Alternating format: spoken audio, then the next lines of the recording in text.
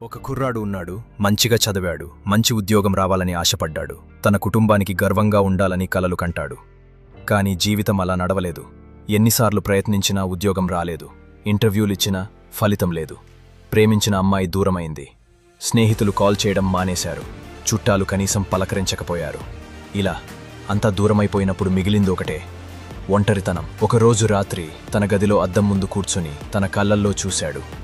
అవే కళ్ళల్లో అలసట ఉంది, ఓటమి ఉంది. కానీ అదే లోతులో ఒక చిన్న ఆశ నెమ్మదిగా కనిపించింది. తన గుండెలో ఓ గొంతు వినిపించింది, ఇంకోసారి ప్రయత్నించు, నీకోసమే. అక్కడే మార్పు మొదలైంది.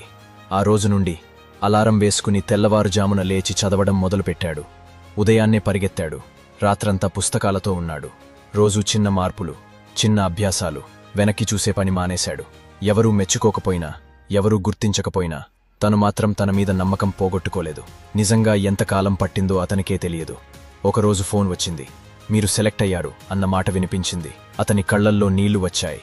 కానీ ఆ కన్నీళ్లు బాధ కోసం కాదు, ఆ విజయం కోసం పెట్టిన శ్రమకు వచ్చిన బహుమతి. అతను తట్టుకున్నాడు. అతను మళ్లీ మొదలుపెట్టాడు. ఆ రెండో అవకాశాన్ని తానే తనకు ఇచ్చుకున్నాడు. చివరి మాట, ప్రపంచం నిన్ను నమ్మకపోయినా నువ్వు నిన్ను నమ్ము. రెండో అవకాశం ఎప్పుడూ నీ చేతిలోనే ఉంటుంది. ఈ కథ మీకు నచ్చినట్లయితే లైక్ చేయండి, షేర్ చేయండి, ఇంకా సబ్స్క్రైబ్ చేయండి ఇంటి కథలు ఆఫీషియల్.